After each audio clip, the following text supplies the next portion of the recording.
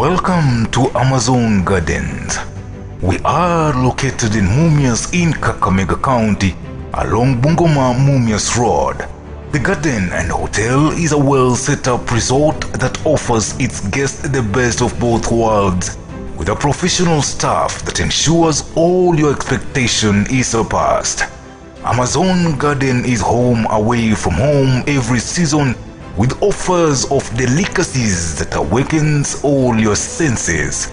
You can secure exquisite experiences at Amazon Gardens with additional offers in accommodation and conference facilities and a conducive environment. We have study rooms and all guest rooms in the hotel are equipped with a flat screen TV. The hotel also has a baby swimming pool of its own kind. We also have a continental bed and breakfast, outside catering services and conference facilities. Every experience and food is at an affordable price, which simply paints a picture of a conducive environment that is home away from home. Its closeness to the Bungoma Mumias Highway and Kisumu International Airport makes your visit and family's visit easier. There is enough parking space and security is guaranteed. Book us today. Call 0711 592174 or 0759012480. Our social media pages are Amazon Gardens Mumias. Visit us in Mumias Town beside Lexo Petrol Station, Kakamega County along Bungoma Mumias Road. Welcome to Amazon Gardens.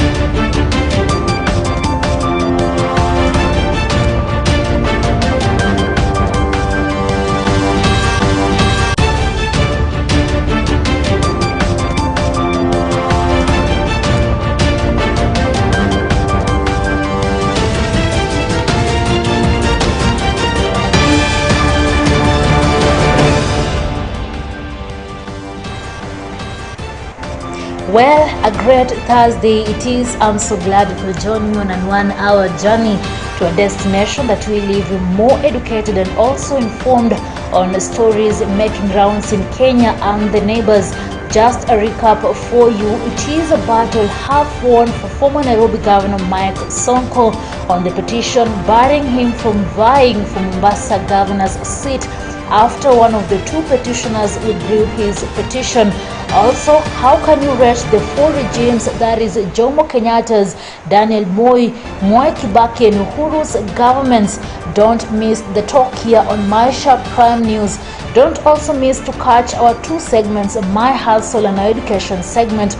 All this is only here on the authoritative, trusted and now the most watched bulletin that airs Monday to Friday at 8 p.m. and 9 a.m.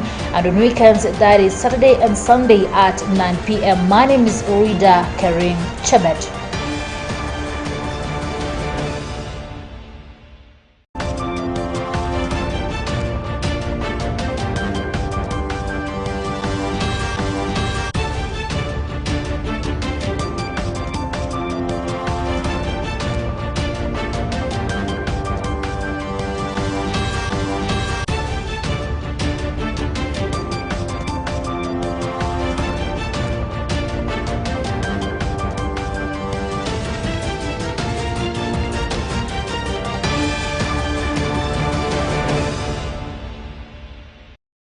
Welcome on board. The late President Mwai Kibaki will be remembered for his contribution in the education sector from nursery to university.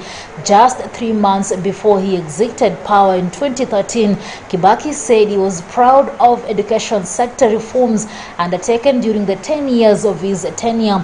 It is also under his regime, that is 2003, when free education, primary education was introduced in the country.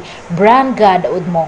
Kenya's former President Mwai Kibaki, who died last week, was widely praised for his economic transformation of Kenya, first as finance minister between 1969 to 1982, and then as the third president of Kenya from 2002 to 2013. Government will provide free secondary education from January 1st, the year 2008.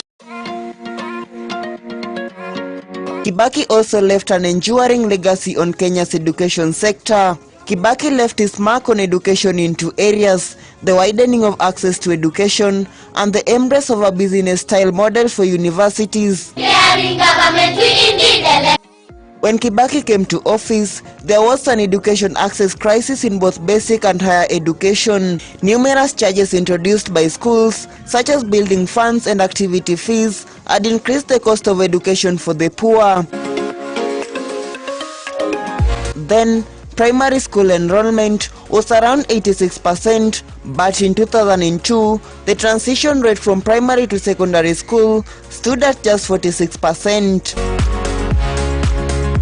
The growing demand for university education due to population growth limited access to only those who had performed well in secondary education. Furthermore, university governance and operations had been constrained by political interference by the political class. Setting up of any new campuses and any new collaboration should be subjected to detailed scrutiny by the ministry and the commission to ensure that the quality of education is not compromised. Kibaki's goals were to expand access both in primary and university education and to make universities more efficient and self-sustaining by reforming management and commercializing them. These contributions, though positive, also had their drawbacks. When he took office as president in 2003, Kibaki launched the widely praised free primary education program.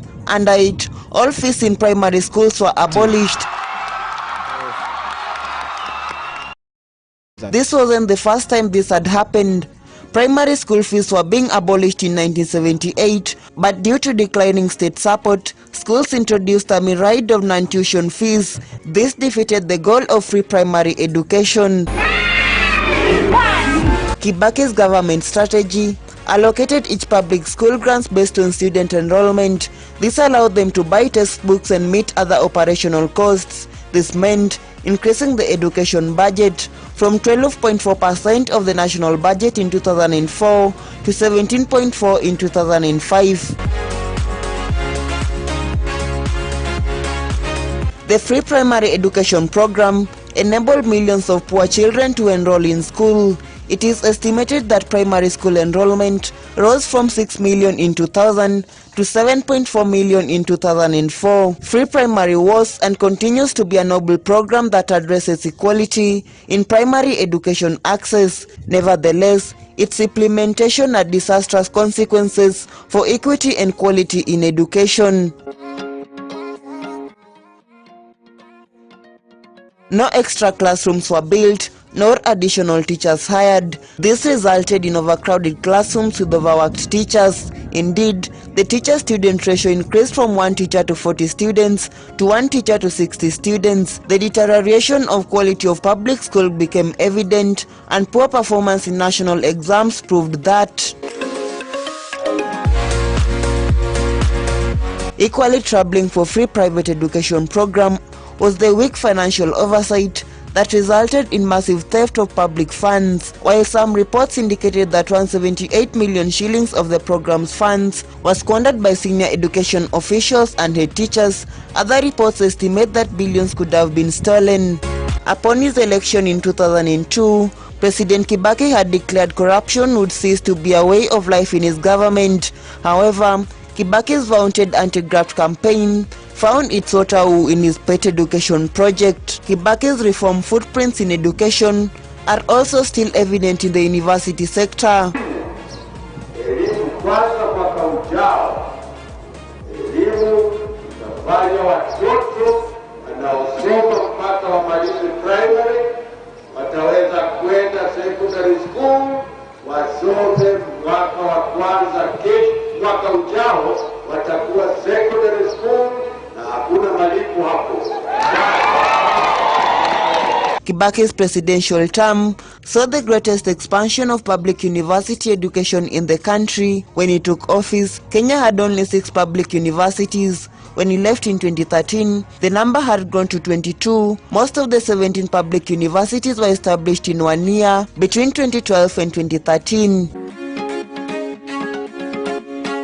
Student enrollment grew from 71,000 in 2003 to 195,000 in 2013. Kibaki valued access to quality higher education as the key drive to economic growth. He argued that Kenya's university education should be benchmarked against global standards and the market needs. Kibaki's ultimate aim for universities was that they raise their own revenue and be less dependent on government. That as many teenagers as possible, my government will provide from January 1st, the year 2008. Hitherto, public universities depend on state funding for development, maintenance, and operations, supplemented by a modest state-regulated student tuition fees. To do this, he commercialized universities and set about infusing them with corporate-style governance structures. He depoliticized the chancellorship by appointing corporate leaders and scholars as public university chancellors. This was a dramatic break from the past. His predecessor, Daniel Arap Moi, was the chancellor of all the public universities. It is this policy that saw public universities launch a range of initiatives in a bid to commercialize their operations. Academic programs that included parallel programs, that is admission of additional self-sponsored students who paid higher tuition fees beyond the normal government-funded students. Kibaki's vision of vibrant, well-resourced public universities to raise additional revenues to supplement government grants failed to materialize. Setting up of any new campuses and any new collaboration should be subjected to detailed scrutiny by the ministry and the commission. Today, many public universities are on the brink of financial insolvency with debts to the tune of 10 billion shillings. Many are still unable to meet basic operating expenses. In 2016, the government had to reverse course and outlaw branch campuses and parallel programs to stem the tide of the quality decline. The Commission for Higher Education, in consultation with the Ministry of Higher Education, Science and Technology, is working on a more flexible admission and funding system that will enable all university students, irrespective of the colleges where they attend, to be cross-admitted to any chartered or public university. Significantly, Kibaki's expansion of public universities was in response to demand by ethnic groups for a campus in their jurisdictions. And thus, while he expounded corporate-style management of universities, his expansion strategy was laced with ethnic politics of university ownership. He awarded charters for establishment of public universities in response to pressure from ethnic groups seeking universities in their locality. In pursuit of the impossible, the benefits of Kibaki's education reforms were less obvious than many of the transformative economic blueprint which delivered considerable benefits to the country. Wanted to achieve the impossible in education, pursue equity through expanded access while infusing excellence through neoliberalization, but the lack of focused and clear strategy only magnified the unintended consequences. Brian Gad, Maisha Television. Well, in connection to that, we had a discussion earlier with Bushebe Jr. comparing Jomo Kenyatta's, Moi's, Kibaki's and Uhuru's regimes. Have a look. So we understand that we are in a few months to come, we're going for general elections, and we are going to usher in a new regime. And also at this moment is where another leader of the previous regime amepumzika kidogo, that is Emilio Stanley Mwai Kibaki. I will just like you to compare the leadership of Kibaki's government, we have Uhuru's government, and what to expect in the coming government, that is between Deputy President William Ruto and former Prime Minister Raila Amolo Odinga. Let's start with maybe in education sector, then, or let's start with politics first, then education, then the economy of the country. Well, you know, when we talk about regimes and you start comparing regimes, we have to really put this in context of the structures and the constitution that existed at the time when politics was taking place, because it's through politics that a government is formed. Governments are formed through siasa. And you see, Kenya is not, it's a democratic country where wananchi, they go to elections and then they elect their leaders. So when you talk about regimes, looking back at the regimes that have existed in Kenya, so far we've had 4 presidents. That is Mzee Jomo Kenyatta, who was the first president. Then we've had Moi, who came in, the late. And then we had Kibaki, who came in, and then we now have president, the outgoing president, Uhuru Kenyatta. And now we are looking at who's next on the list to become the next president, the fifth president of Kenya, and perhaps maybe the 6th. You know, Kenyans usually start doing siasa immediately after elections. In fact, your elections jioni watakuwa wameanza kucampaign for the next election. So looking at these governments, you have to really put everything in context. It's a totally different scenario right now. In fact, the next government is going to be a totally different kind of government, because it comes in under the ban of coalitions. Okay, so that's a totally different thing. And during Kibaki's regime, remember we had 2 scenarios. At first it was just President Kibaki, who ended the rulership of Moi. Then everyone was so happy. It was in 2002. Yote yawezekana bila Moi, everyone was singing and stuff like that. And Moi had selected Uhuru Kenyatta as his successor. But the country believed in Kibaki and voted overwhelmingly for Kibaki. So Kibaki became the president, and he actually did 5 years. But then the next 5 years, things changed. we went into post-election violence, and then we had to have a nusumkate kind of government. So when you're comparing governments, you have to put everything in context. Moi never had a coalition government. Mzee Jomo Kenyatta never had a coalition government. In fact, those two regimes were autocratic. I mean, it was more like kingship kind of system. And then come Uhuru. Uhuru now has a totally different scenario, where PNU, TNA came together, they formed Jubilee, and you remember when they came into power, nobody came into power under the ticket of Jubilee. Okay, they were all running under. In fact, Ruto was given a TNA membership. To vie as the deputy president of Uhuru Kenyatta, because at that time there was no way you could have the president coming from TNA ticket and then the deputy president, different party. So that's when things began changing. And then also remember, we had the new constitution in 2010 that came in and changed the whole scenario. And right now, if you look at Kenya, we are headed the United States way, where we're just gonna have the Democrats and the Republicans. We're just gonna have two coalitions like what we are seeing right now. So things are really changing. The dynamics of education, if you look at education, if you look at Mzee Jomo Kenyatta, he was forming a country. Okay, this was just communities of people.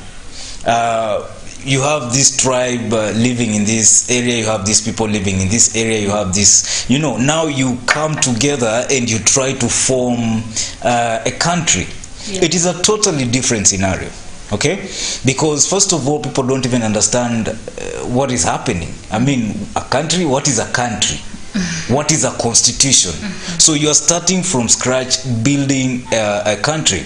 And some people understood and some didn't. Okay, so it was more of a forcing people, taking them to school. Actually, it was more of a school, teaching people what a nation means, and so slowly by slowly, it had to be very rough for Mzee Jomo Kenyatta, and that's why if you look at his speeches, he was something totally different.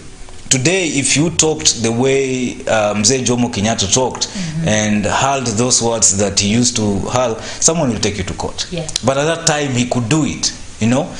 Someone was telling me that even the Mau Mau, even after gaining independence, they didn't know that they had gained independence. They were still in the bush. So Mzee Jomo Kenyatta had to go and bomb the bush and force them out of the bush. Like, they didn't even know that a country is being formed. They didn't know. So until somebody came and started schooling every community on what a country means. Remember, the colonialists are the ones who came up with these demarcations. This will be Kenya, this will be Uganda, this. So this is a president who is forming something. And that is when you have the teething problems. Unajua mtoto akianza kumea meno anaendesha, anaanza kulia ovyo, and there's nothing you can do apart from tu kubembeleza maybe here and there. Hakuna dawa. Okay, maybe painkiller too.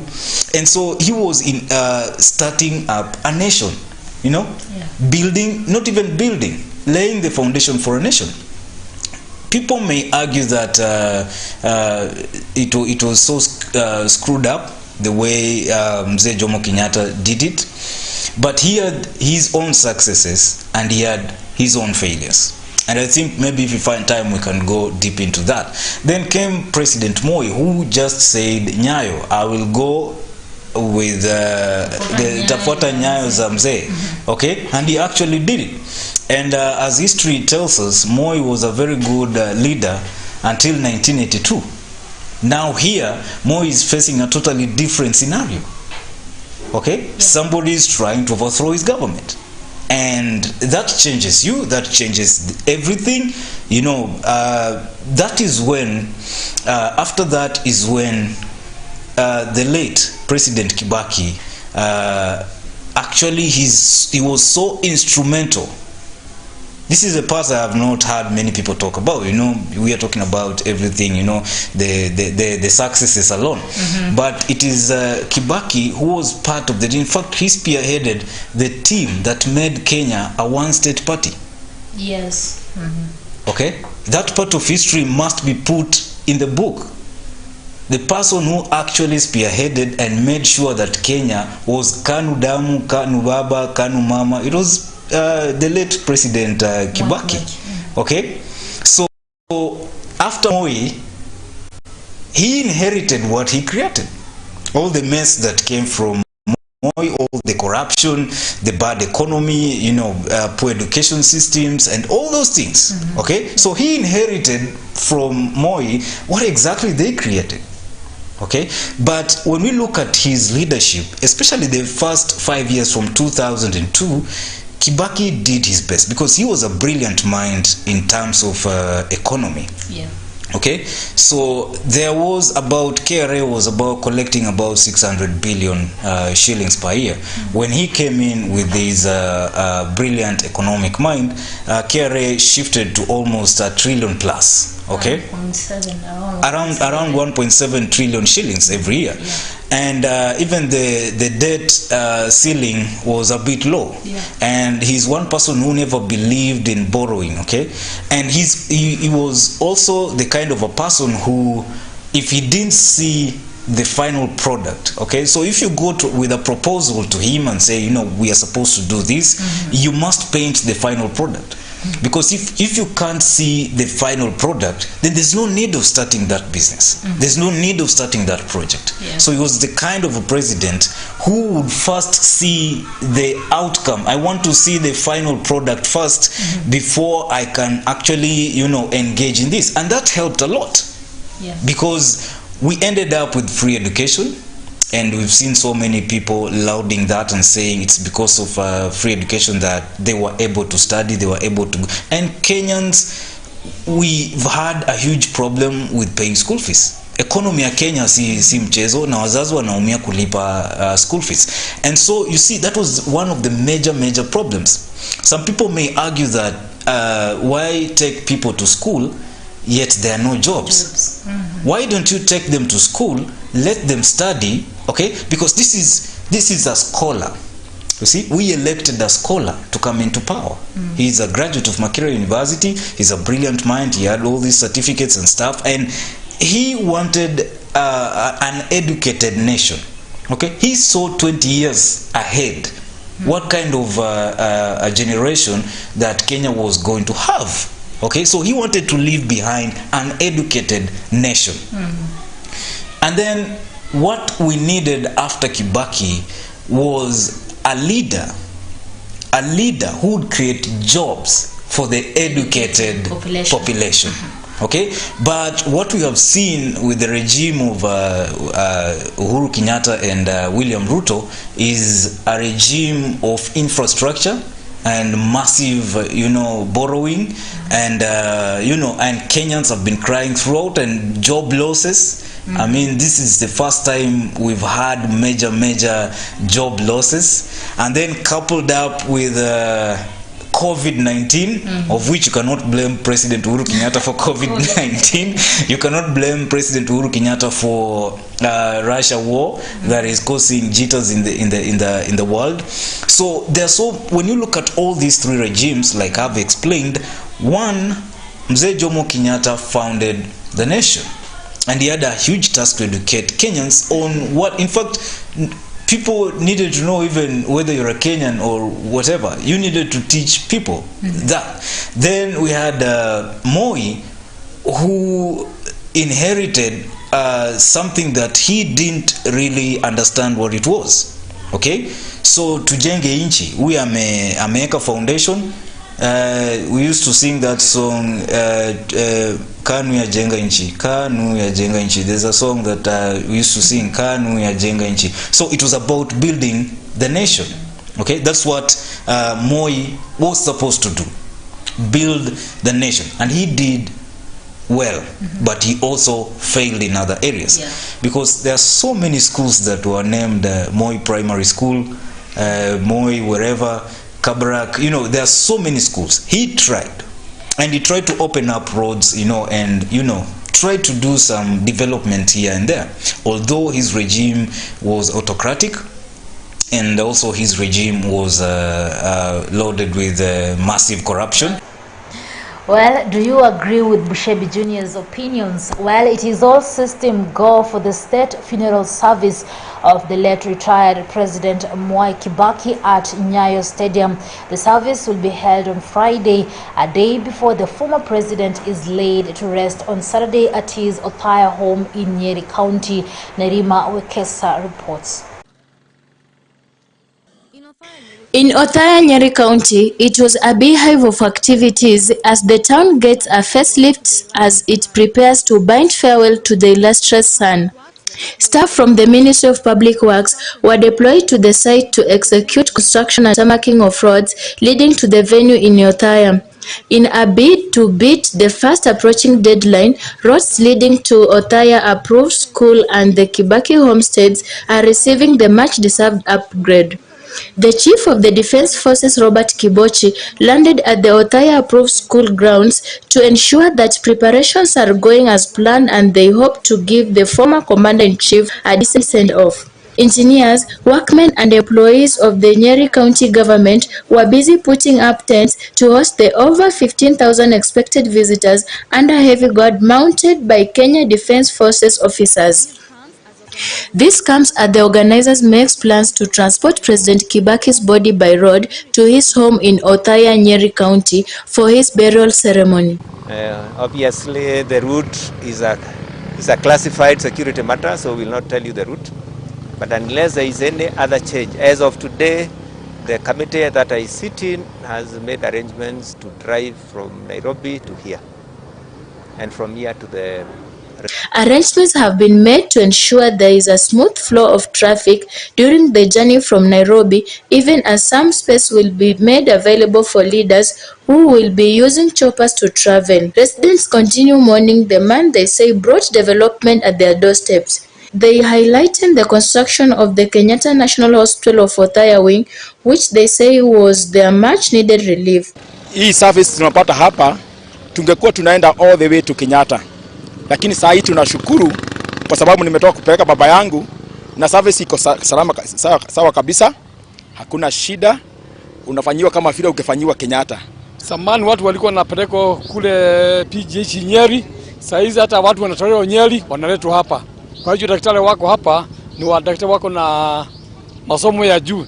So tunafuria sana kwa hii hospitali ya Kenyatta. Hata watu wanatoka bali sana, Murang'a, Kirinyaga, wapi wanakuwa. Kibaki, who died last Friday aged 90, will be laid to rest at his Othaya home on Saturday. For Maisha Prime News, Maisha Television, I'm Nerima Wekesa.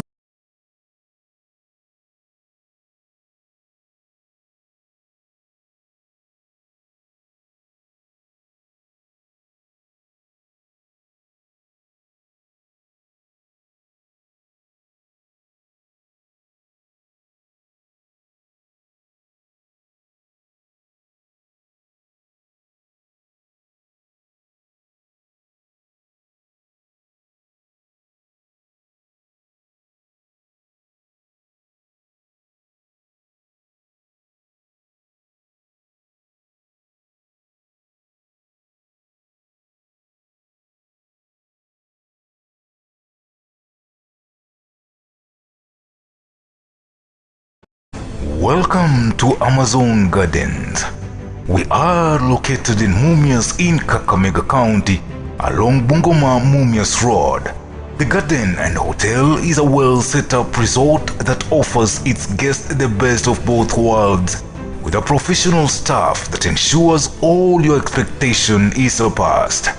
Amazon Garden is home away from home every season with offers of delicacies that awakens all your senses.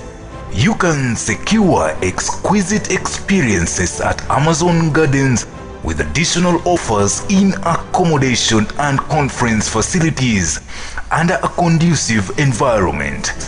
We have study rooms and all guest rooms in the hotel are equipped with a flat screen TV.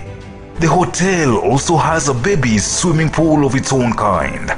We also have a continental bed and breakfast, outside catering services, and conference facilities. Every experience and food is at an affordable price, which simply paints a picture of a conducive environment that is home away from home. Its closeness to the Bungoma Mumias Highway and Kisumu International Airport makes your visit and family's visit easier. There is enough parking space and security is guaranteed. Book us today. Call 0711 592174 or 0759012480. Our social media pages are Amazon Gardens Mumias. Visit us in Mumias Town beside Lexo Petrol Station, Kakamega County, along Bungoma Mumias Road. Welcome to Amazon Gardens.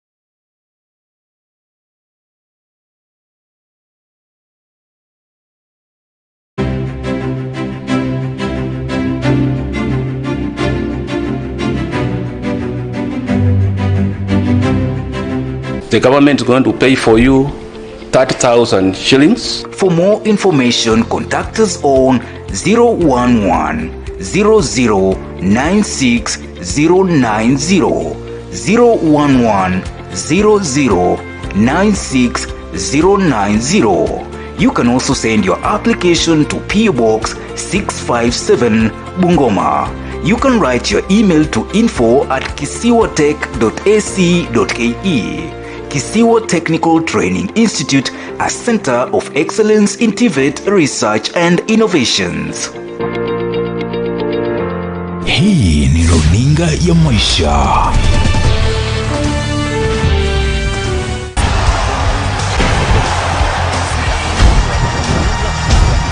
Jambo la kwanza ni kwamba tuko na wanafunzi werevu zaidi. Tuna keep God first in everything that we do. Kwa hivyo tunaona kwamba huu mseto mpya ni mzuri.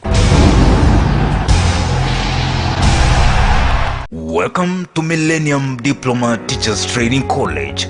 Call 0727 626 614 or 0707 542 507. You can also send your email to millenniumteacherscollege@gmail.com. You can visit the facility at Musikoma Ward in Bungoma County. Welcome to Millennium Diploma Teachers Training College.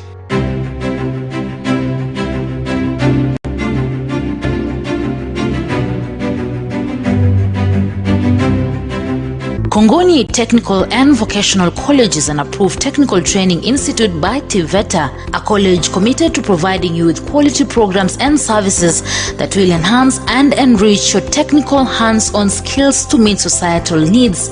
Contact us on 0721927458 or 0712114908. You can also send your application to PO Box 4530-205 Matunda or write to us on email to kongonitvc@gmail.com.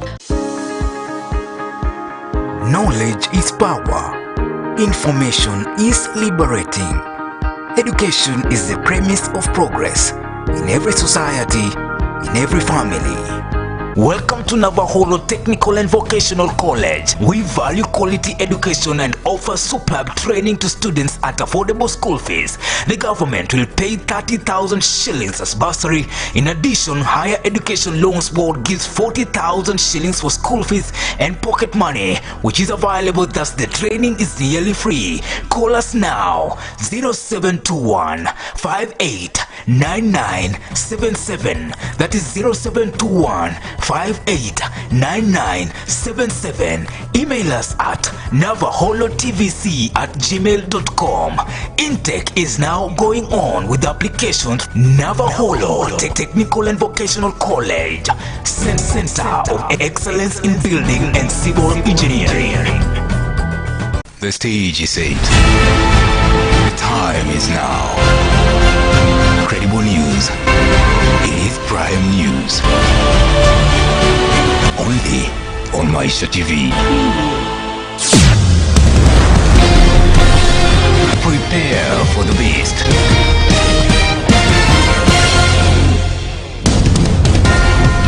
Informative. Authoritative. Unbiased. Welcome to Maisha News.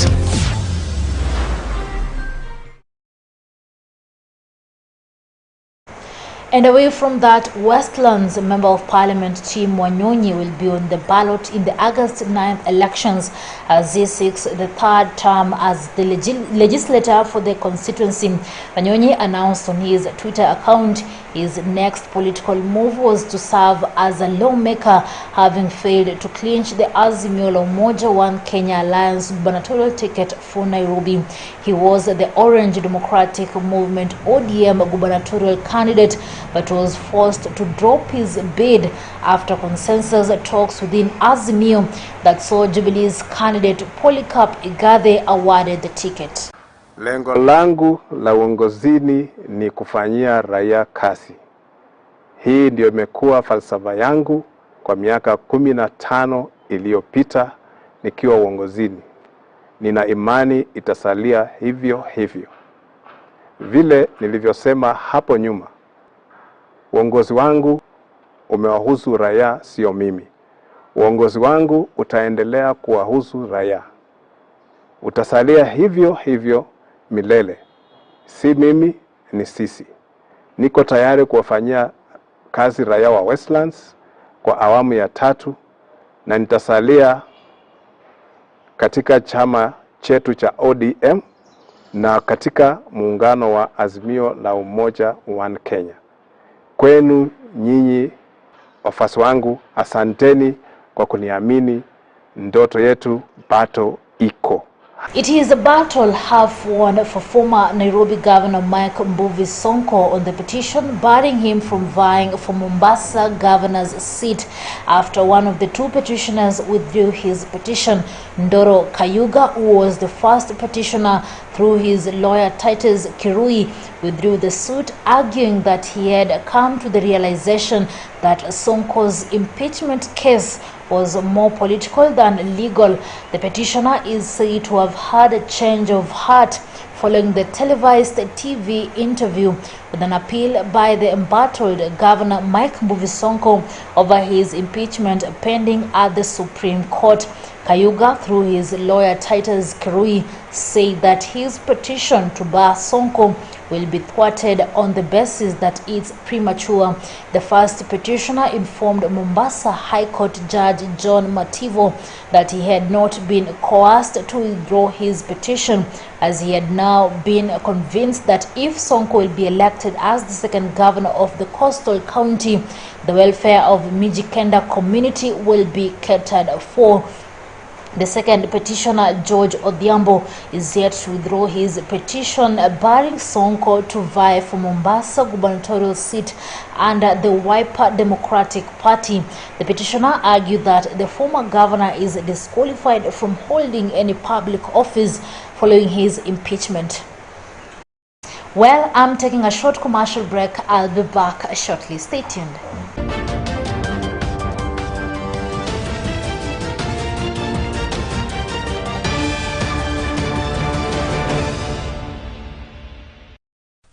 Apply to study diploma, certificate and artisan courses in engineering, ICT and business at Ebukanga Technical and Vocational College. Ebukanga TVC wishes to inform you that the 2022 intake is in progress. The minimum entry for artisan courses is KCSE D- and below. Craft certificate is D plain and D+, and diploma courses is C- and above. Being a technical college under the national government, trainees benefits from the national government capitation of 30,000 shillings per year. Help is available through the Dean's Office for upkeep and clearance of college fees. The institution is well equipped to offer courses ranging from ICT, business to engineering courses at certificate and diploma level. Ebukanga TVC is committed to producing quality trainees with exceptional innovation and skills for the formal and informal sector. Apply now. Visit www.ebukangatvc.ac.ke. For more information, contact us on 0722 510 564, 0722 510 564, or you can send your email to ebukangatechnical@gmail.com. You can also send your application to PO Box 549, code 5307, Luanda. The college is located off Kisumu Busia Road at Big Bend Junction in Emuhaya Sub-County of Vihiga County. Ebukanga Technical and Vocational College, producing quality trainees with exceptional innovation and skills for both formal and informal sectors. When it comes to technical training and research in science, technology and innovation, you can trust Matili Technical Training Institute, whether it's certificate or diploma in institutional management, automotive engineering, mechanical engineering courses, electrical and electronics engineering, information and communication technology, building construction and civil engineering, business studies, among many. We provide the best practical training and theoretical knowledge. Our exams is from the trusted examination bodies, among them NITA, CASNEB, NEC, among others. To apply for admission at Matili Technical College, visit our website www.matilitechnical.ac.ke. You can also call us on 0721 664 708 or 0724 402 786. You can also send your application to PO Box 765204, Kimilili, Matili Technical Training Institute, located in Kimilili constituency in Bungoma. Matili Technical Training Institute, a center of excellence in mechanical engineering. Welcome to Millennium Diploma Teachers Training College.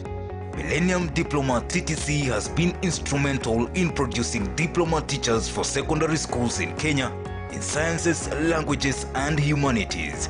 Millennium Teachers Training College is located in Musikoma Ward in Bungoma County and is registered to offer diploma in counseling, community health and nutrition, business management, tourism management, artisan in construction technology, artisan in storekeeping, and artisan in catering and accommodation operations. For application and more information, call 0727 626 614 or 0707 542 507. You can also send your email to millenniumteacherscollege@gmail.com. You can visit the facility at Musikoma Ward in Bungoma County. Welcome to Millennium Diploma Teachers Training College. Maisha TV, sasa ni bora zaidi. Kuwa kama sio kimwili, kiroho. Yaani ninahisi kabisa hata mimi na wewe tutapokuwa pamoja. Mimi nikifanya kitu chochote ndani kwako itakuwaje? Maisha Swahili. Kwa hiyo anahitaji majibu. Mdomo na ushona ndugu yangu. Kama maisha ndo nimeshapata na nimeyapata kupitia bahati yako. Usidanganyane. Wewe ndo chanzo cha kumharibia mwanangu maisha. Ndio Mr. Kanijo bwana. Achio lile kachio. vijana wa kiume sasa waliotimia wameguzwa wanawake. Na sijui umetokea wapi wewe mzee kuja kutia dosari maisha yako. Uzee mwisho Chalinzi hapa alikuja Dar es Salaam wote vijana. Mimi ninachotaka kujua ni nini ya hatima mahusiano yenu. Yaani swali hilo ni sawa na kuuliza samaki anapatikana baharini au vipi? Unaifanya mzaa? Sikutaka tena kuendelea kuwa fala kama unavyonichukulia.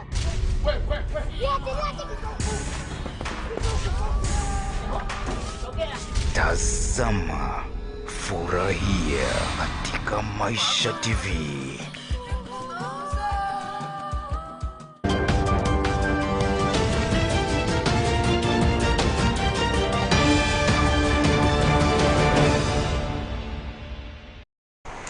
Welcome back and much appreciation for staying with Maisha Prime News. Just a month after Mzee Kibor's death, the family is feuding over the property he left behind, with one of his young wives facing the music.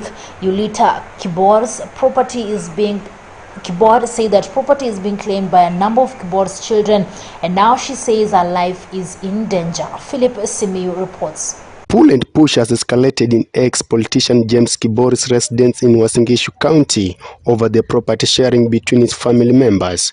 The war being between his wife Yulita Kibor and her stepchildren. Tangu mzee alilala alisikwa tarehe 1, lakini kuanzia tarehe 4 mambo mbaya ilianza kufanyika. Walianza kutunyang'anya mashamba yenye tulikuwa tunapanda. Familia tu. And then baadaye wakaniambia nitoke kwa nyumba yangu ya shamba ambayo mzee alinichengea. And then baadaye wakaenda kwa shamba ambayo mzee alitupatia kule mafuta, wakaenda kufukuza wafanyakazi wetu. Na familia wengine wanataka kuchukua hiyo shamba ila wako na yao. According to Yulita, her inheritances among them being cattle, garden and businesses have been taken away. Baadaye wamekuja nyumbani hapa Chepkoilel pia wanataka kuchukua. Alafu kulikuwa na kazi yenye tulikuwa tunafanya na mzee huko Junction, wameenda huko na wakatake over bila kutuambia, na wamechukua hiyo kazi kwa nguvu.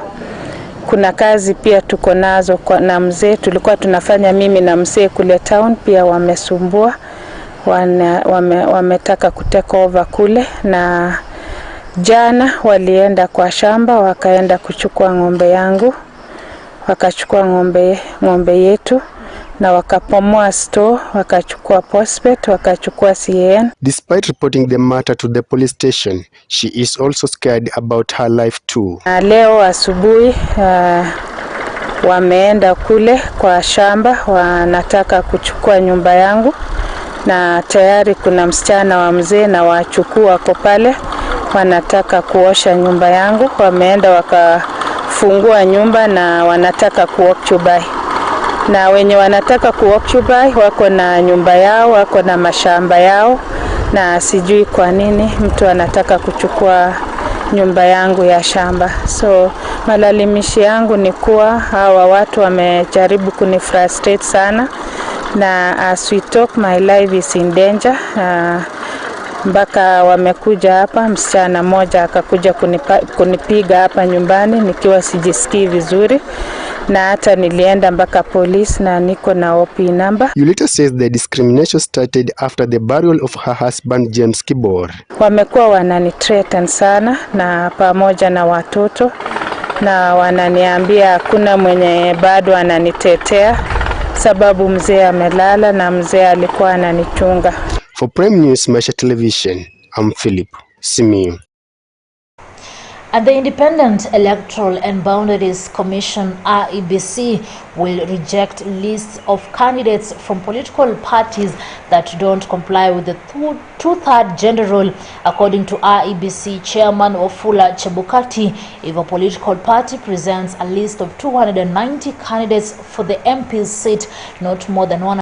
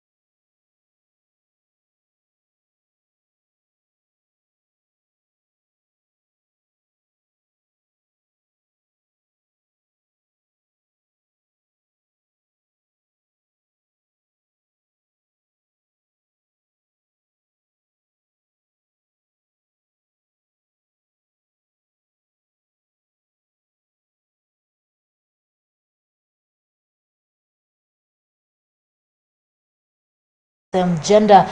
On the same note, if a political party presents a list of 47 candidates for the Senate seat, not more than 31 can be of the same gender. If a political party presents a list of less than 290 candidates for the MP's seat of less than 47 for the Senate seat, the two-third gender rule shall apply for the number of names presented. IEBC says a revised list that does not comply will be rejected in totality, and all candidates in the list will not be eligible to contest in the election. And President Uhuru Kenyatta has called on different armed groups in DRC to lay down their weapons and work with President Felix Tshisekedi in nurturing peace and stability in the East African community's youngest member state. President Kenyatta emphasized that without working towards unity and cohesion among all the people of DRC, every separate section will remain a loser. The head of state has pointed out that the value of peace is unique and uncontested, adding that nothing enduring can be built on the shifty soils of insecurity. Wakati mlipata uhuru, wananchi wa Kongo hawajaweza kufurahia rasilimali ambaye Mwenyezi Mungu amewapatia kwa sababu ya vita. Vita ya ndugu na ndugu, vita ya dada na dada, vita ya kabila na kabila. Mkisahau ya kwamba Mwenyezi Mungu aliwaweka hapa muishi pamoja, muishi kwa furaha, muishi kwa amani, na ndio rutuba ambaye mko naye iweze iwasaidie watoto wenu. Rutuba ambaye Mwenyezi Mungu amewapatia iweze ipatie watoto wenu uwezo wa kusoma, wakina mama wenu madawa, biashara zenu zikue. Lakini leo ni kilio kwetu sisi wote wakati tunaona rutuba yenu yasaidia inchi za nje. Mukiambiwa ni kusaidiwa, munasaidiwa. Rutuba yenu ya jenga. An estimated 5,000 petty offenders will be released from prison in the coming months to decongest the facilities, a program initiated by the Judiciary and the Prisons Services. Interior Cabinet Secretary Fred Matiang'i says the planned release will begin next month and will run in tandem with the expansion of probation and after-service program targeting the reintegration of the offenders. Speaking at the launch of training program for newly recruited probation officers at the Kenya School of Government, the CS said prisons are struggling with congestion following an increase of petty offenders among the inmates. If I have to be very precise, my dear friends, is reintegration of offenders into our society. That's really what we are here for, to ensure that as much as is possible, we reintegrate the offenders. You know, second time and third time and fourth time offenders are evidence that our work, our aftercare work is not successful. The character of success in this work will be demonstrated first by a reduction of the repeat offenders amongst us. It will be demonstrated by how active the aftercare members become in their societies and how well they integrate and relate with other members of society. Right, before we take a commercial break, let me usher in Bushebi Jr. with a feature, The Curse of Deputy Presidency in Kenya. At the peak of 2017 presidential elections, Deputy President William Ruto, then under the Jubilee Party, headed by President Uhuru Kenyatta, described the opposition coalition NASA as clueless, rudderless, leaderless, and disorganized. Kama Rais Kibaki angekuwa na team, angefanya mambo mengi Kenya hii, lakini aliangaishwa na watu wa nusu mukate na nusu mukeka na sijui nini, mpaka kazi yake akafanya kiasi. Ule bwana kitendawili anataka kutuletea story ya nusu mkate. Mnataka nusu mkate tena? The stadium in Chuka will be complete. In 3 months' time, the stadium in Moyale will be complete. In 6 months' time, the stadium in Kamarin in West Pokot, which is historic, will be complete. In a couple of months, the stadium in Eldoret will be complete. In Nyeri, the president gave the title. There was a challenge of title. Now we have a title, and now the program has been rolled out. In Kiambu, in another 3-4 months, the stadium will be complete. We have challenges. We have a small challenge in Mombasa because the county government has issues of ownership of the land, although all the contracts and everything has been signed for, including the tartan for the stadium is in place. We have a small challenge again in Kisumu because the county government has not relocated the dumping site, which is next to the stadium, and international requirements dictate that you cannot have a dumping site side by side with a stadium. As soon as that is relocated, that process will be complete. 5 years later, nothing better describes the trajectory of his last term as deputy president, as succession politics took center stage unbridled. Kuna wakati wa kazi na kuna wakati wa siasa. Sasa tunaingia kipindi ya siasa. Kila mtu ako na uhuru sasa. In the last term of Jubilee government in 2022, it is a script typical of founding President Mzee Jomo Kenyatta's last years in office. The big question is, has the ruling party Jubilee become ineffectual and Kenya become known as the no-party state?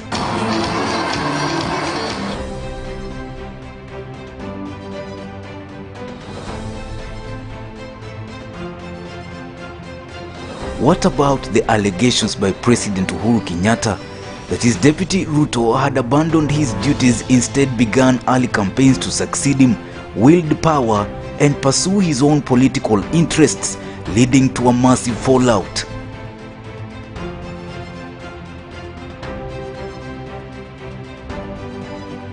Welcome to the curse of deputy presidency in Kenya.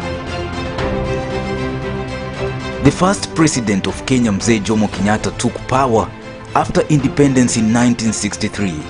In 1979, Daniel Moi became president after the death of Mzee Jomo Kenyatta. In December 2002, Mwai Kibaki became the third president after Moi, and in April 2013, Uhuru Kenyatta, the son of Jomo Kenyatta, became the fourth president of Kenya. The Kenyattas have gone into books of history when both a father and a son became presidents 34 years apart. In the two periods, the senior and junior Kenyattas are deputized by Daniel Moi and William Ruto, respectively. The title vice president has since been replaced with deputy president. Ruto is Moi's political prodigal son. In presidential succession, the deputy president is always the focal person because he is a heartbeat away from presidency. Holders of the office are often opposed and humiliated. Kenyan history is replete with scenes of the humiliation of the deputy president since Oginga Odinga's time. Moi, Mwai Kibaki, Dr. Josephat Karanja, and Professor George Saitoti were no different, nor is Ruto. In fact, many have argued that the position is a cursed one. Until recently, Uhuru had not directly opposed his deputy's political ambitions. He tacitly did so in his public speeches, body language, and through his project Stop Ruto 2022. This is a case of history repeating itself.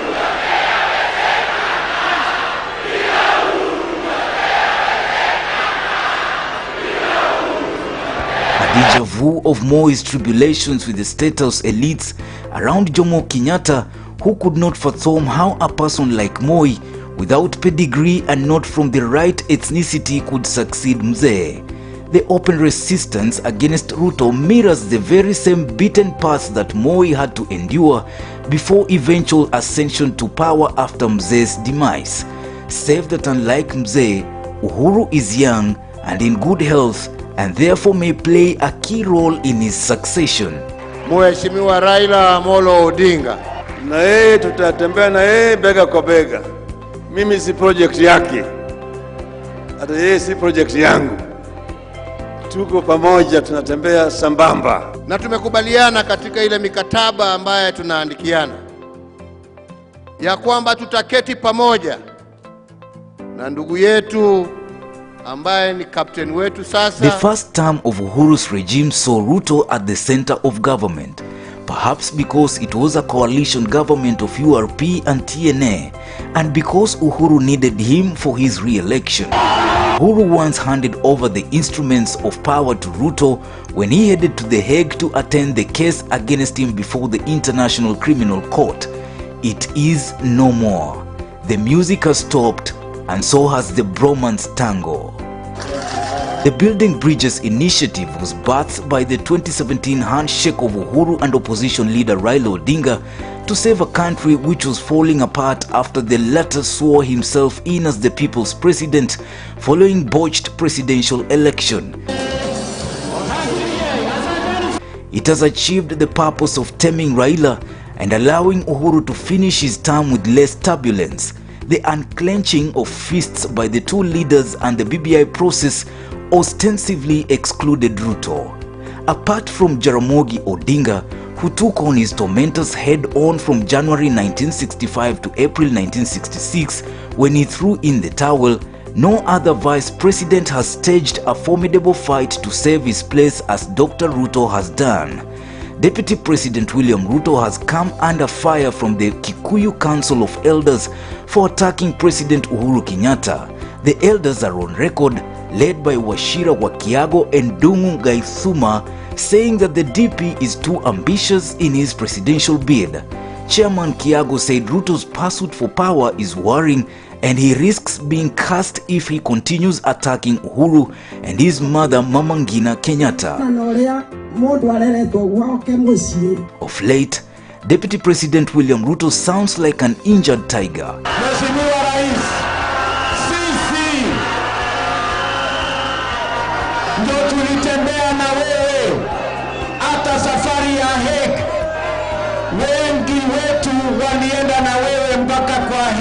He is angry, cornered, and willing to fight those determined to eclipse his political goal. Hatupangwingwi, meaning singe kuweko serikali ya Jubilee haingetengenezwa. Let us face the truth. Sijui kama tunaelewana. His only solace is that his position as deputy president is protected by the constitution, although he seems to have lost his place within President Uhuru Kenyatta's inner circle. Deputy President William Samoei Ruto, you are now out of order, and enough is enough. We will not be behaving in a decent manner if we don't do the decent thing, and that is to inform the speakers that those members have ceased being members of the parties that took them to parliament. Porojo haimalizi umaskini. Porojo haitibu kansa. Porojo haijengi barabara. Shauri yenu, kila mtu ako na haki ya kufanya vile ataka, lakini Wakenya mjiulize ni barabara gani ambayo tunataka kupitia. Whereas the presidency is open to any qualified person in a democratic society like Kenya, the deputy president may naturally feel entitled to inherit his boss' job, but this is not always the case. And besides, hardly do kings entertain the talk of succeeding them while they are still alive. They tend to immortalize themselves. Ruto seems to have made peace with the fact that his boss may never support his candidature in the August 2022 elections, at least not for now. Niko na uwezo wa kusema mimi naona fulani yako na uwezo wa kuendelea bahali ambapo mimi nimefikisha. Ama inlenaje jameni? It is not the first time that a vice or deputy president has found himself in a similar predicament due to succession wars. Moi's Vice President Mwai Kibaki found himself restricted to his native Nyeri district, and few politicians would dare invite him to their districts. The fear among Moi's inner circle was that Mr. Kibaki was capable of building a national image and perhaps become a threat to Moi. But Kibaki faced the humiliation he went through silently and hardly raised his voice until he found out that his position as a politician was under threat during the 1988 Q voting saga. President Uhuru Kenyatta has now officially endorsed the ODM leader Raila Odinga for the presidency. While addressing delegates of the mountain, Uhuru urged his community to back Raila's bid, saying he has the best interests for the country. This has been echoed by his allies and mother Mama Ngina Kenyatta. Tuwe kitu kimoja na hakuna mtu ambaye atawachwa nje ya serikali ya Raila Amolo Odinga, wote watakuwa ndani. The president, in an apparent reference to Deputy President William Ruto, said he will have no problem supporting him, but only in future if he reformed. The presidential succession in Kenya is coincidentally a family business that Kenyans are unwittingly drawn into, and family altars speak through spirituality, fermenting into physical manifestations experienced by 5 senses of Kenyans. For Maisha Prime, Maisha Television, I'm Bushabe Jr.